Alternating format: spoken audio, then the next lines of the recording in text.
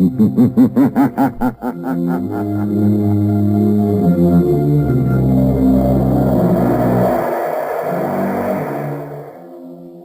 Shadow. The story of the mystery man who strikes terror into the very hearts of sharpsters, lawbreakers, and criminals. Today we present The Shadow in one of his most remarkable adventures. A modern mystery of science and crime, The Phantom Voice.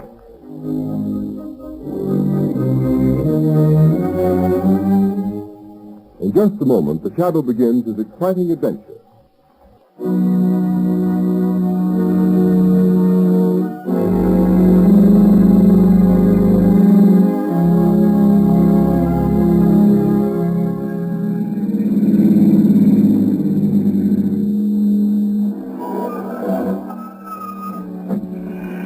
Here we are. Here, Margot, let me help you on. All right. Thank you, Lamont. This way, Margot. Lamont Cranston, where on earth are you taking me? We're on our way to the criminal court, Margot. The criminal court? Oh, a murder trial. This isn't a murder trial. Unless I'm badly mistaken, we're going to witness an assassination. What? An assassination. The assassination of the character and reputation of one of the most outstanding public men in America today. Oh, you mean Senator Durham? Yes. Say, I've been reading about his trial in the papers. They've certainly unearthed plenty of evidence that he accepted that bribe. Well, unless I've made a mistake in character analysis, that evidence is forged. Durham is more than a political figure, Margot. He's a statesman.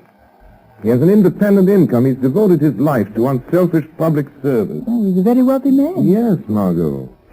Senator Durham has given away 10 times the amount of money he's accused of taking as a bribe. Well, if that's true, Lamont, the whole thing doesn't make sense. Why should a man like that take a 15-year prison term for taking a bribe he didn't need? That's the point that worries me. Incidentally, didn't I see that the prosecution expects to spring a surprise bit of evidence today? Exactly. That's why we're here. Come along, Margot. Court's already in session.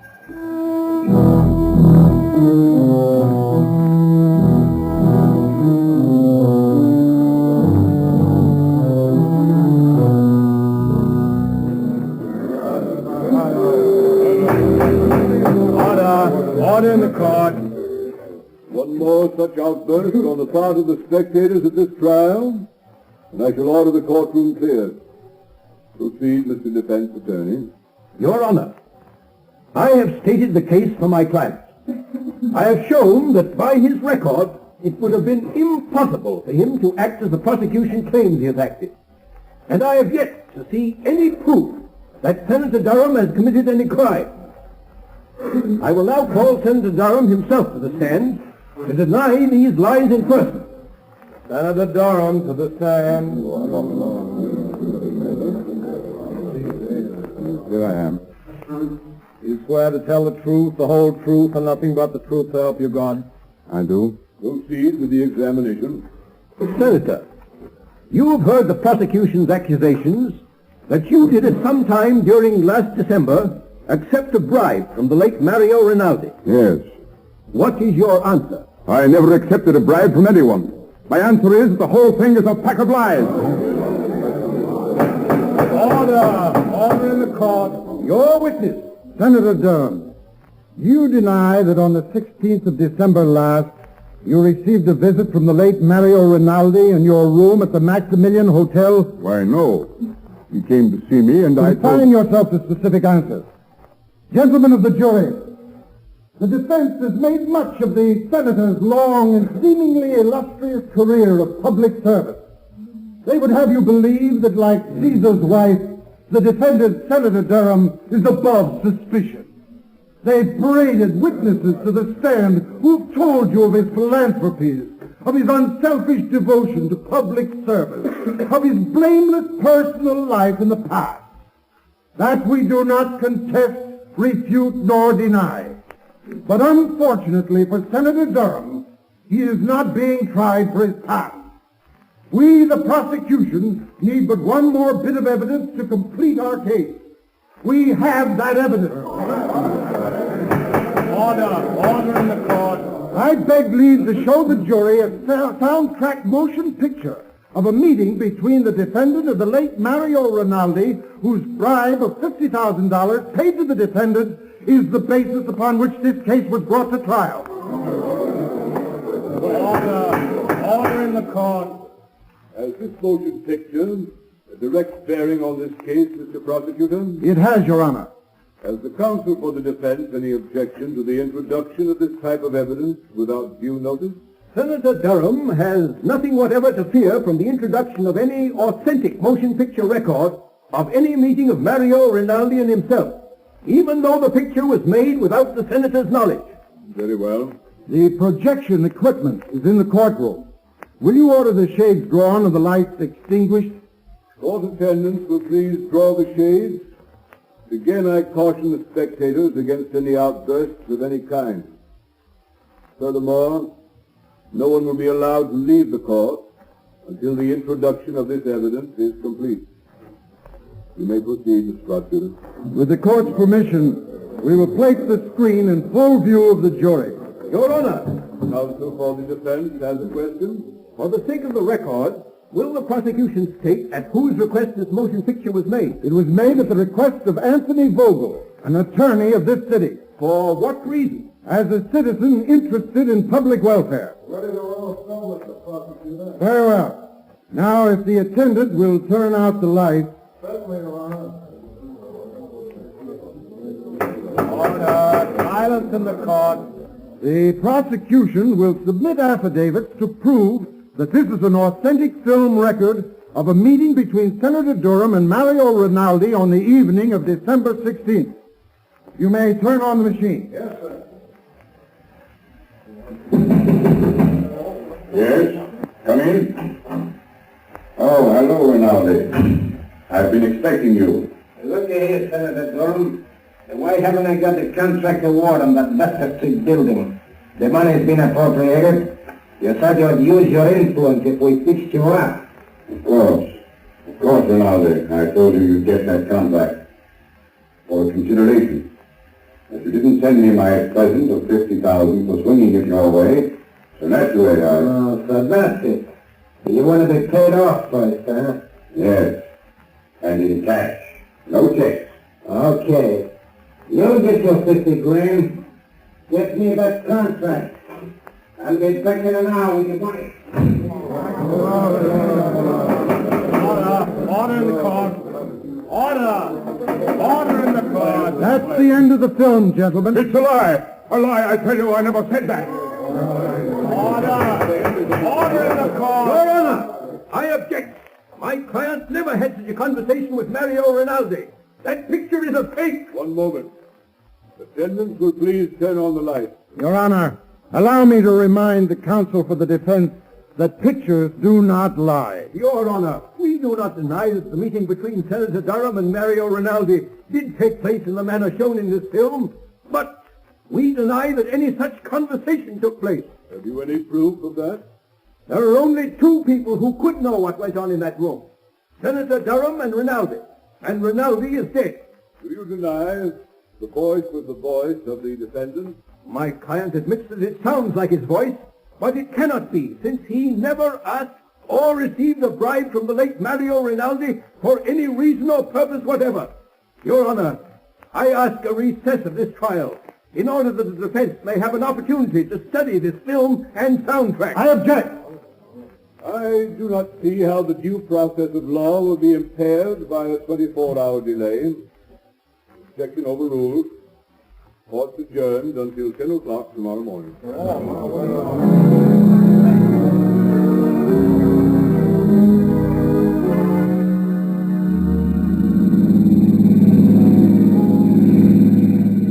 Lamont, after seeing that talking picture of Senator Durham meeting Rinaldi and practically demanding a bribe, how can anyone doubt his guilt? Margot, the Greeks had a philosophy that ran something like this. Only believe half that which you see and nothing you hear. Oh, but Lamont, that wasn't hearsay evidence. That was the senator speaking. That was his voice. Even he couldn't deny. No man knows the sound of his own voice, Margot. Besides, Durham never spoke those words to Rinaldi. But you saw Graham, you saw the motion picture. Exactly. Because I did see him speak, I know he didn't say the things that were on the soundtrack of that film. What do you mean, Lamont? Have you ever watched the movement of a man's jaw muscles when he speaks certain words? You mean you know what he really said? No. No, his face was half averted from the camera. I couldn't see his lips. I don't know just what he did say, but I know he didn't utter the words we just heard. Oh, but Lamont, it was still the senator's voice saying those other things, demanding that bribe. I'd swear to it. Yes, and so will the jury, Margot. Unless something is done within the next 24 hours, one of the finest men in this country, an innocent man, Senator Durham, is going to be railroaded into prison for 15 years by his political enemies. I'm stopping here, Margot. I want you to wait in the car, please. No. The lawyer's building. What are you going to do here, Lamont? I'm going up to the 25th floor, Margot. The Shadow has an appointment with one of the most crooked lawyers in this city. Anthony Vogel, who was so interested in the public welfare that he went to the trouble of having a sound camera planted in Senator Durham's hotel suites the night of December 16th.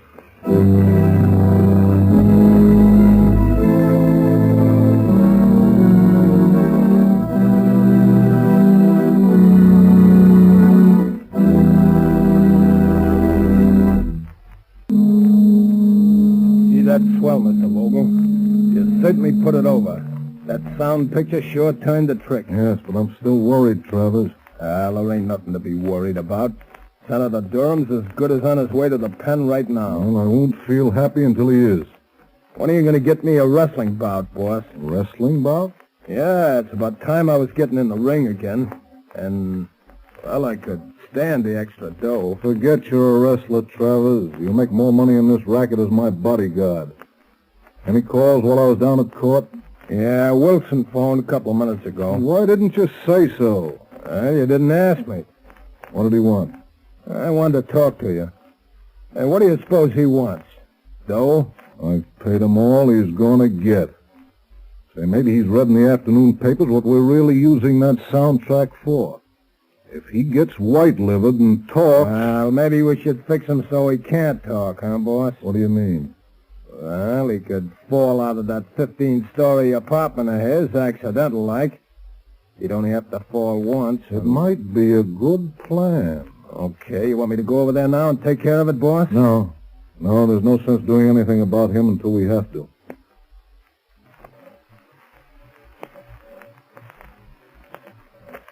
But at the first sign of anybody getting wise to what we're doing, then we'll arrange a neat little accident for friend Wilson.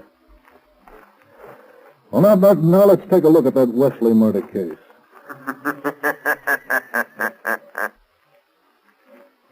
One case at a time, Mr. Vogel. What was that? Suppose we review the evidence of the case against Senator Durham. What sort of devil's trick is this? Who are you? I am the Shadow, Vogel. But I can't see you. Nevertheless, Vogel, I am here, in the shadows. Gee, boss. Somebody's talking and nobody's here. Shut up, Travers. I'll handle this. Oh. So you're the Shadow, eh? You come here to play your hypnotic tricks on me. What do you know about Senator Durham's business? I know everything about it. I've been listening to your interesting conversation about this Mr. Wilson. He seems to play an important part in your case against Senator Durham. Listen, Shadow, I've heard plenty about you. I don't want to fight you. How much do you want to keep out of this? Always the fixer. How much, Shadow? There isn't enough money in the world to cover up what you're trying to do, Vogel. Who is this man? Wilson. What part did he play in this scheme of yours? Oh, so you don't know. You're just trying to find out, are you, Shadow? Travers, lock the door. Okay, boss. That's locked. Melodrama won't help you, Vogel. Boss, if I could only see this guy, I could... Come on, Travis. We don't need to see him. What do you mean? Come over here. Give me your hand. Well, okay, but it don't make much sense. You'll see. All right. Stand up with me against this wall. Now, stretch out your arms. Can you touch the side wall on that side? Yeah, I can touch it. Good. I can touch it on my side. Now, walk slowly to the other end of the room and don't let your fingers leave the wall. Oh, I get it. Then the shadow can't get past it, huh? You're quick. Now, walk forward slowly. Slow, you fool! Okay. Well, I don't feel nothing. We're almost to the end of the room, boss. Maybe he got away. No, he couldn't go through the door. It's locked. The window is locked, too. Hey, boss, I felt something. Huh? I got him. I got hold of him, boss. I can't see him, but I got him. I got the shadow around the throat. He's a man after all. Gee, Strong. Good. Kill him, Travers. Maybe he can. He's choking me. Give me your gat, boss. I'll shoot him. You don't need a gun. It'll make too much noise. He's weakening, boss. Kill him, Travers. Give him your famous stranglehold. If he doesn't let go, he'll kill me. Yes, Shadow. This is where you die. Finish him off, Travers. I've got to hurry and take care of Wilson before he gets a chance to talk. I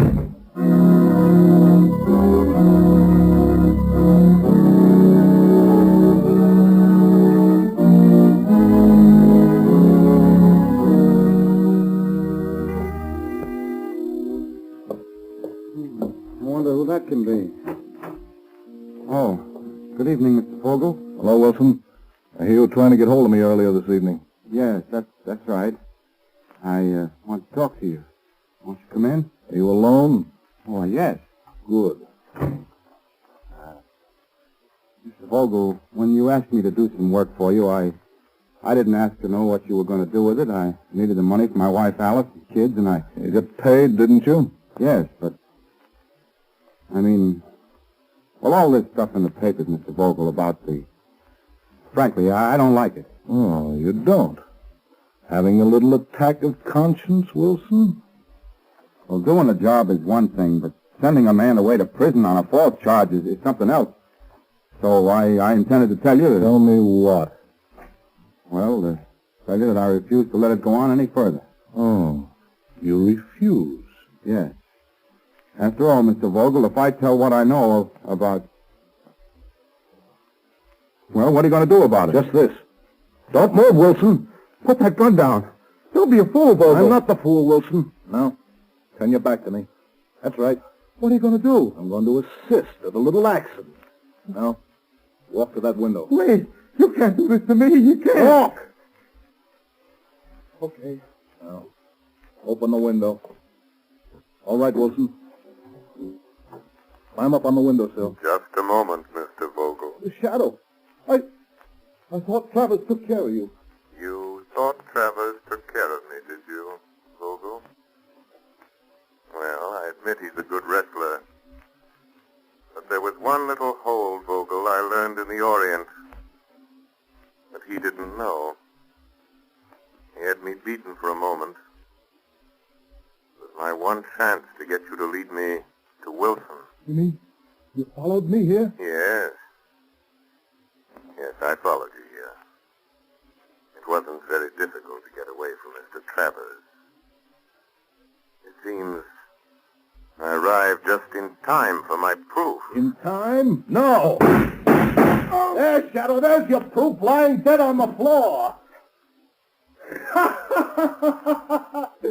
You're crazy, Vogel. You're a fool. You'll get the chair for this. I'm not as crazy as you think. So I'm a fool, am I, Shadow? Now, you're the fool for coming here. You're the fool the police will find locked in this room with Wilson's dead body. They'll find you. I'll see that they do. And here's the gun you killed him with. Why don't you try the window, Shadow? It's only 15 stories to the floor. Shadow. Wilson. Wilson. Tell me. Quick. I'm done for. Quick. Oh,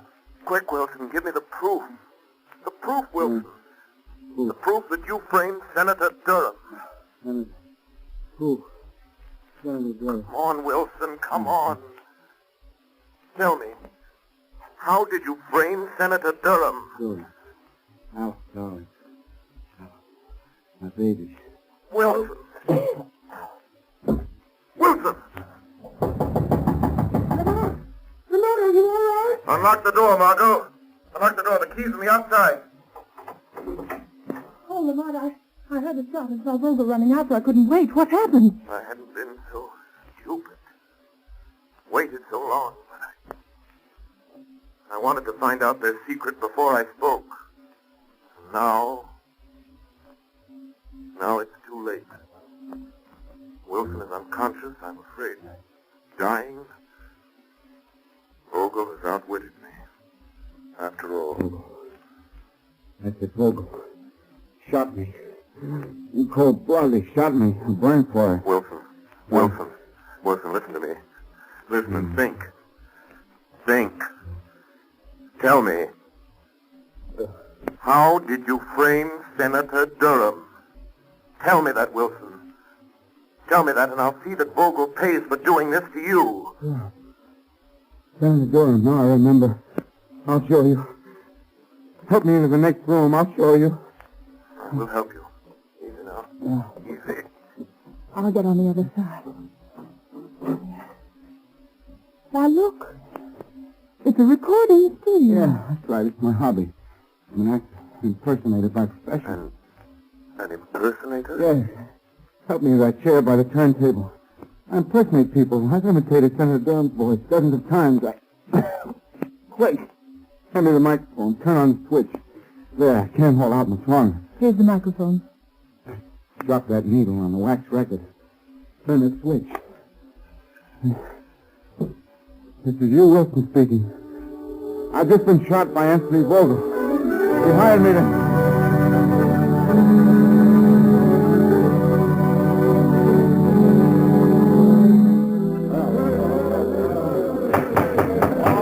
Order in the court. Your Honor, I move that the case against my client, Senator Durham, be dismissed. On what grounds? On the evidence contained on this record found in the apartment of the late Hugh Wilson, the radio and stage impersonator who was found shot in his apartment last night.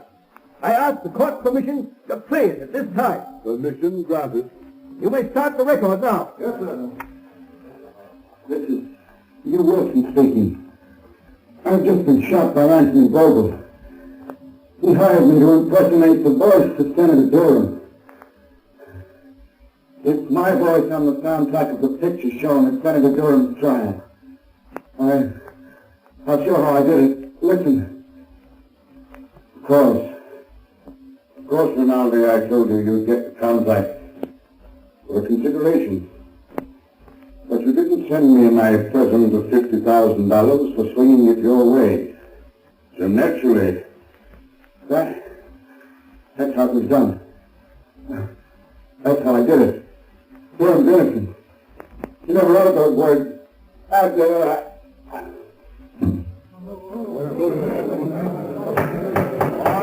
Order in the court. Why, this is amazing, incredible. Your Honor, there is one more voice on the record at the end. Listen. The voice you have heard is that of Hugh Wilson, murdered by Anthony Vogel. He is the man who sought to frame Senator Durham. But Vogel failed. Just as in the end all crime must fail, and all criminals pay the penalty of death. Order in the court. Whose voice was that? That, Your Honor, is the voice of the man to whom Senator Durham owes his vindication. The voice of the shadow.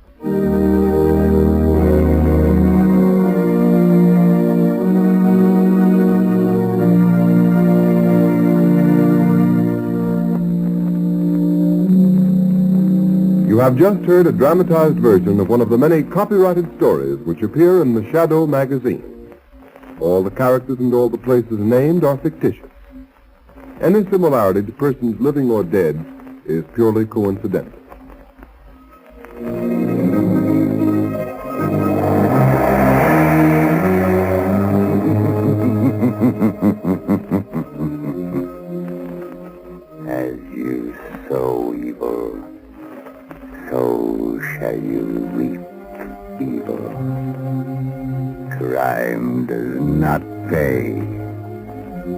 the shadow knows.